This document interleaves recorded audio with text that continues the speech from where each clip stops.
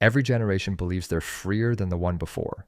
We have more choices, faster technology, global access to everything from entertainment to investment. Yet statistically, people today work longer hours, save less, and owe more money than their parents ever did.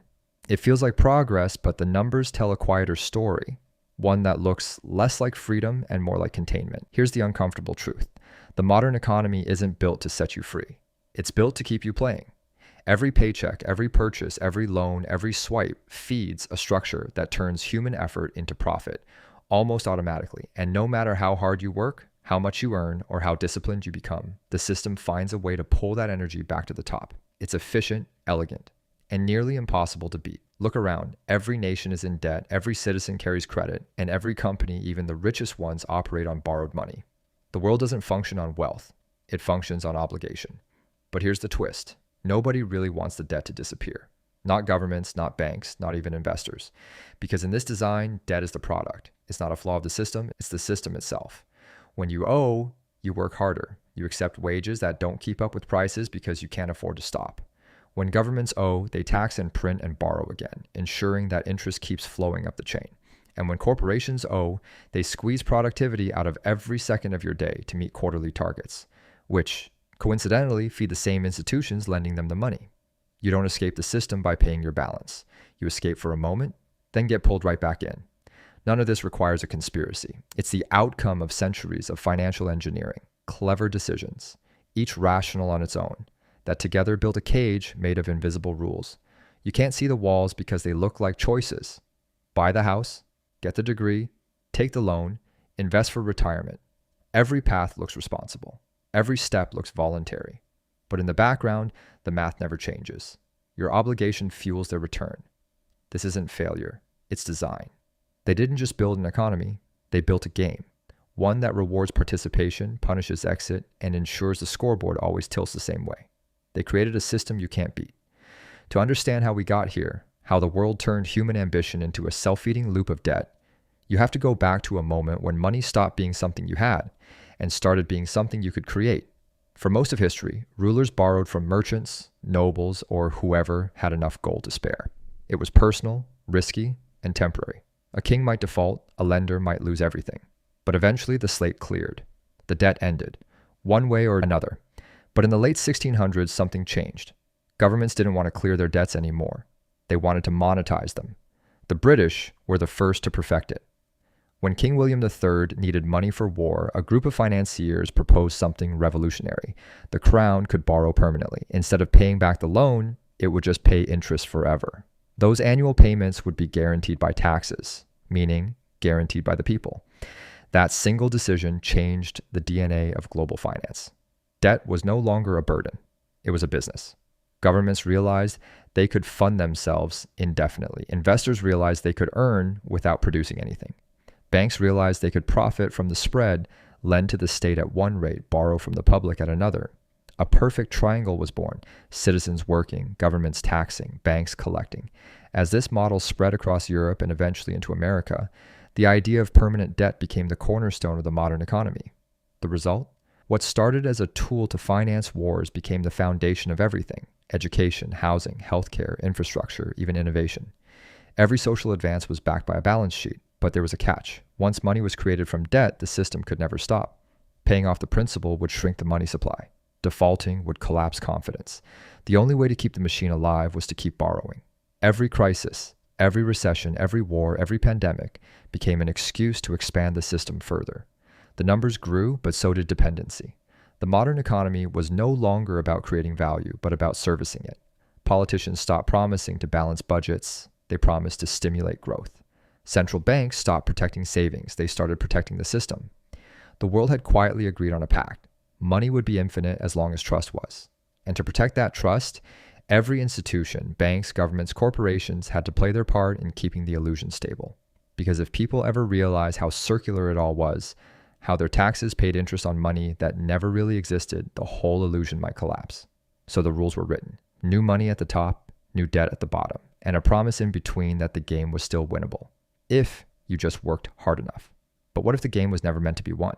What if growth was just the word they used for deeper dependence? That's where the story really begins. Because the moment debt became money, escape became impossible. Once governments discovered that promises could replace gold, money became a story, one that needed constant retelling to stay believable.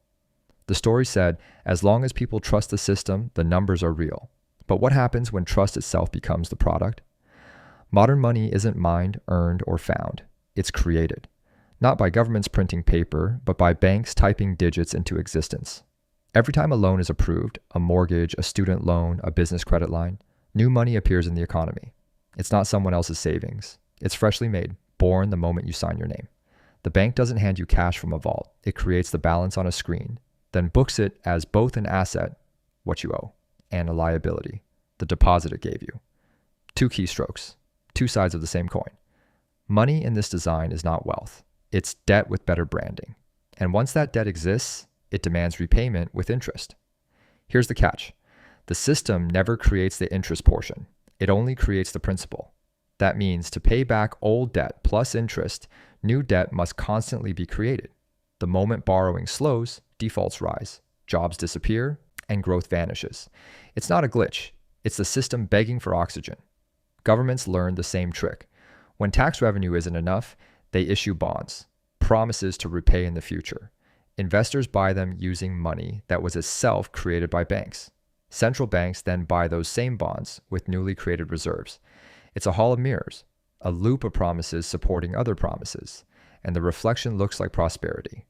As long as confidence holds, the machine hums. As soon as doubt creeps in, the solution is always the same. More liquidity, more debt, more promises. The cycle can never shrink. It can only grow. Because in this system, growth doesn't mean producing more goods. It means producing more credit. Every crisis proves it. A market crash, a war, a pandemic, no matter the cause, the cure is identical. Inject more money, lower rates, expand balance sheets, stimulate. Each rescue makes the next crash bigger and the dependency deeper. The system survives not by healing, but by inflating itself away from collapse. And the most brilliant part? People call this stability. They celebrate growth without realizing it's just more leverage dressed up as progress. We don't live in an economy that creates value. We live in one that manufactures confidence on credit. And confidence, like debt, must always be renewed. Because if the story ever stops being told, the money stops being real. Once debt became the foundation of money, the system trapped everyone inside it, governments, corporations, and ordinary people. Each group depends on the same thing. That credit keeps expanding. If it ever stops, everything falls apart. For governments, the addiction runs deepest. Tax revenue comes from economic activity, not savings. When the economy slows, revenue collapses, but expenses remain. The only solution is to borrow more, issue bonds, print more, promise growth tomorrow. Politicians call it stimulus, but it's really survival. No one dares shrink the system because contraction means unemployment, bankruptcies, and lost elections. The machine must keep spinning. Corporations play the same game on a smaller scale. Their value isn't measured by stability or quality anymore. It's measured by growth. Investors demand rising numbers every quarter, so companies borrow endlessly to buy competitors, fund buybacks, and inflate stock prices. Debt isn't a weakness, it's a weapon. The faster they expand, the cheaper the money gets. But when confidence falters, leverage turns lethal. Instead of breaking the pattern, they double down, refinance, restructure, repeat. The cycle continues because it has to. For individuals, the system looks different but feels the same. Wages stagnate, prices climb, and credit becomes the safety net. You're told you're building a future by borrowing for a home, a car, or a degree. You're not trapped, you're investing. But that optimism is the disguise. The interest payments, the auto renewals, the subscription fees, all feed the same engine. You run harder, but the treadmill never stops. Technology has made the process seamless. Every tap to pay and buy now, pay later button removes one more moment of hesitation.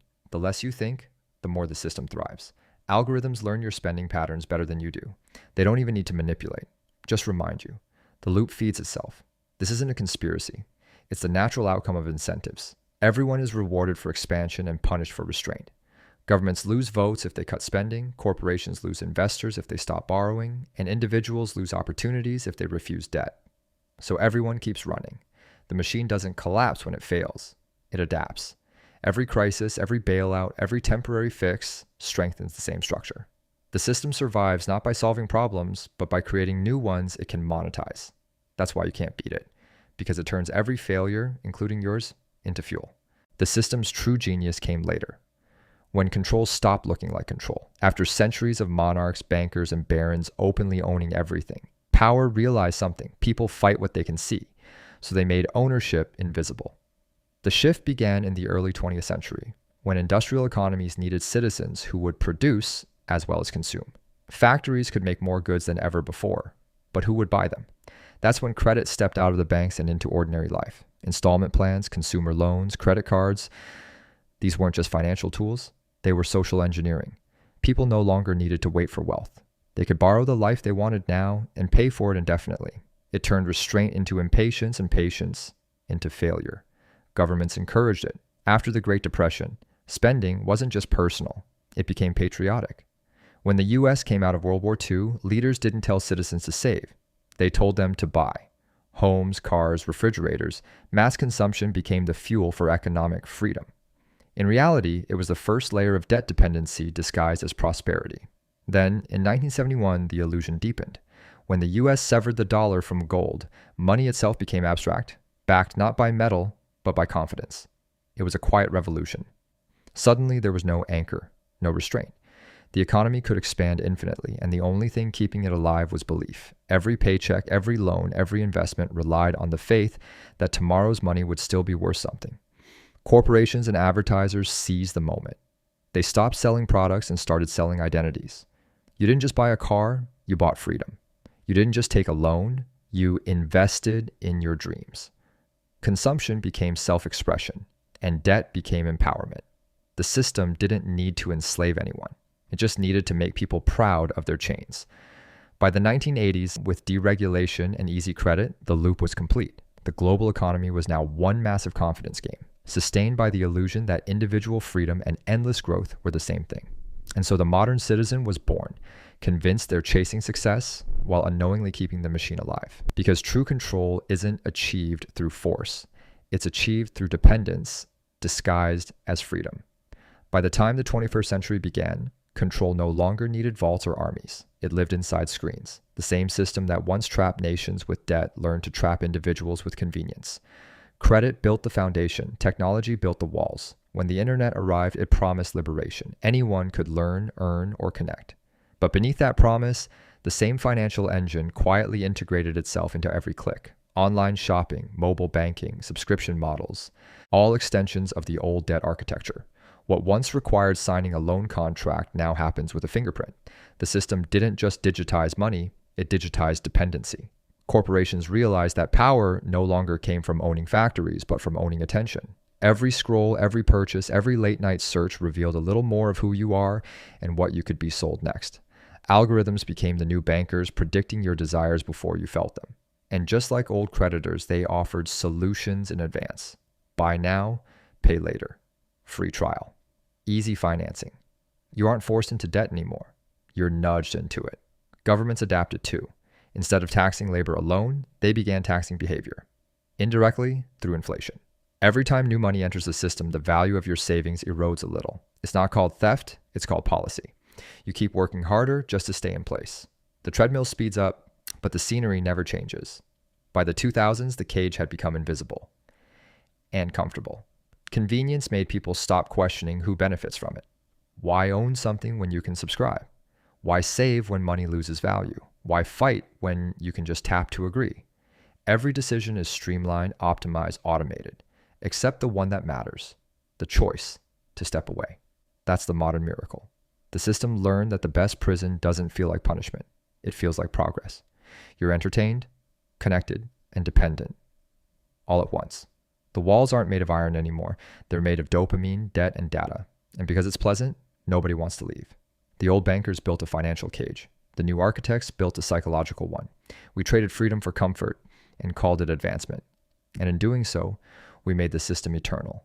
Every empire needs gatekeepers. In the old world, they wore crowns and carried swords. In the modern world, they wear suits and control interest rates. The system doesn't sustain itself by accident. It's actively maintained by a network of institutions whose power depends on the illusion that everything is under control. Central banks, investment firms, rating agencies, and global financial bodies all play their part. Together, they form a quiet hierarchy.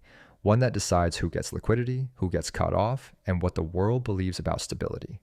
At the top sit the central banks, the Federal Reserve, the European Central Bank, the Bank of Japan, the People's Bank of China. They're presented as neutral referees, technocrats managing inflation and employment. But their real role is far older, to protect the solvency of the system itself. Every time markets wobble, they step in to restore confidence. They don't print money for the people. They print it for the system. When crises hit, they buy corporate bonds, mortgage securities, even stocks, anything to keep asset prices inflated. Because in a world built on collateralized debt, if prices fall, the illusion collapses. Beneath them are the investment giants, the new dynasties. Firms like BlackRock, Vanguard, and State Street control tens of trillions in global assets. They own pieces of everything: banks, energy, tech, even governments through the bonds they hold. Their power isn't loud, it's structural. When they move, markets move. When they demand returns, nations comply. And because they manage the retirement funds of millions, their control looks harmless for your future. But every share, every fund, every bond ties the public's security to the survival of the system itself. If the structure fails, pensions vanish. So even ordinary people defend the machine that quietly drains them. Then there are the rating agencies and global lenders, the quiet enforcers. The IMF, the World Bank, and the credit rating cartels decide who gets access to capital. They reward obedience with loans and punish resistance with economic isolation. A downgrade, a withheld bailout, a policy recommendation, all subtle tools of discipline. Nations that try to escape debt dependency find themselves right back at the negotiation table signing for more. And hovering above it all is the myth of market confidence, a phrase so vague it can justify anything. Lower rates, confidence. Bailouts, confidence. Trillions in printed money, confidence. It's the sacred word that keeps the world calm while the same hands reset the rules after every crisis. The faces change, the methods evolve, but the function remains the same: preserve the cycle. Because if the wheel ever stopped, their empires would too. Every few decades, the system needs to clean itself, not by collapsing, but by pretending to. These resets are sold as economics, disasters. Yet behind the panic, they're carefully managed transitions that keep the same structure alive. Debt always grows faster than real wealth. Eventually, it reaches a point where interest payments outweigh the ability to produce anything new. That's when confidence begins to slip. Investors get nervous, credit tightens, and the smallest shock can set the whole machine shaking. A market crash, a war, a pandemic. It doesn't matter what triggers it. The cause is always the same: too much leverage. Then comes the ritual. Central banks rush in to stabilize markets. They cut rates, buy assets, and flood the world with new money. The weakest borrowers go bankrupt. The largest institutions get rescued. And the cycle starts again. Old debt is quietly destroyed through inflation or default, while new debt, larger and cheaper, replaces it. To the public, it looks like chaos. To the system, it's maintenance. Take 2008. Millions lost homes, but banks were bailed out and merged into even bigger entities. The structure didn't fail, it evolved. Or 2020, governments shut down economies and printed more money than ever before. People got a few checks. Corporations got a decade of liquidity in months. When prices surged, the blame fell on consumers, not policy. Once again, the reset transferred wealth upward, disguised as salvation. Each crisis functions like a pressure valve. It releases that excess without changing the design. The same hands that caused the explosion rebuild the machine. Stronger, more centralized, less accountable. Every bailout, every emergency program, every temporary measure becomes permanent. And with each cycle, fewer people control more of the system. That's why the world never truly recovers. It just rebalances at a higher level of dependency. The resets don't destroy the architecture. They reinforce it. Inflation erases debt, but also savings. Defaults wipe liabilities, but also livelihoods. Collapse is selective. It cleans the surface while preserving the core. To the public, it looks like survival. To the architects, it's strategy. Because when the system burns, it's never by accident. It's to keep the fire under control. Every system built on expansion eventually meets its limit. A forest can only grow until it runs out of soil. An empire can only conquer until it runs out of enemies. And a debt-based economy can only inflate until belief itself begins to crack. For centuries, the machine thrived on confidence. The idea that tomorrow's growth would pay for today's borrowing.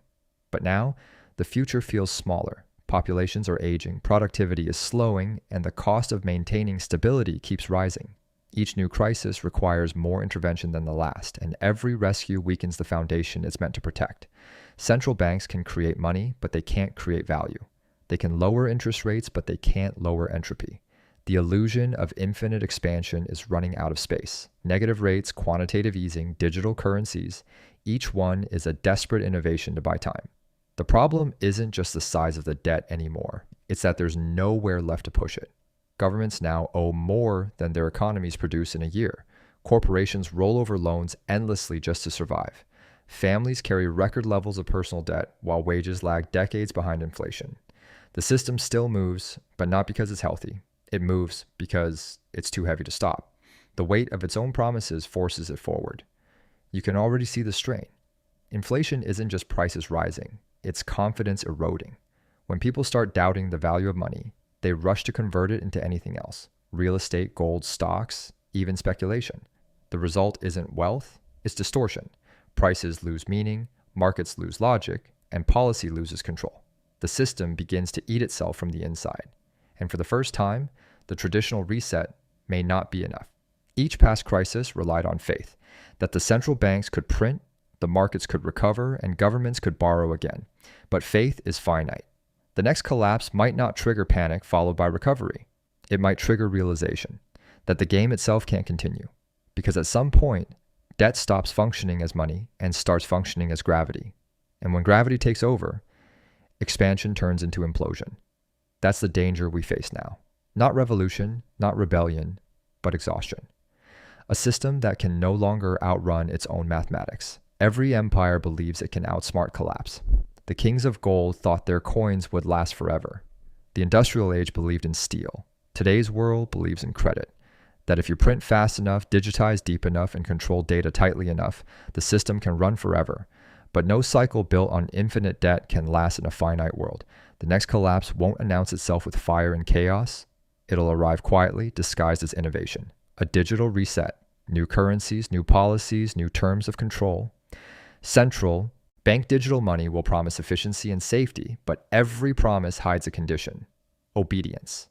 When money becomes programmable, freedom becomes conditional. You won't be forced into compliance. You'll simply be locked out if you refuse. But endings aren't always destruction. Sometimes they're exposure. The old system won't disappear because it failed. It'll fade because people stop believing in it. Once enough realize that debt isn't wealth, that ownership without independence isn't freedom, the illusion breaks. The system loses power not when it runs out of money, but when it runs out of faith. And maybe that's how it ends. Not with revolution or collapse, but with awakening. A slow withdrawal of trust from a game that's lasted 3 centuries. Because they didn't build a system with chains. They built it with consent. And the day people stop giving it, the machine stops turning. That's the real reset. Not financial, but human.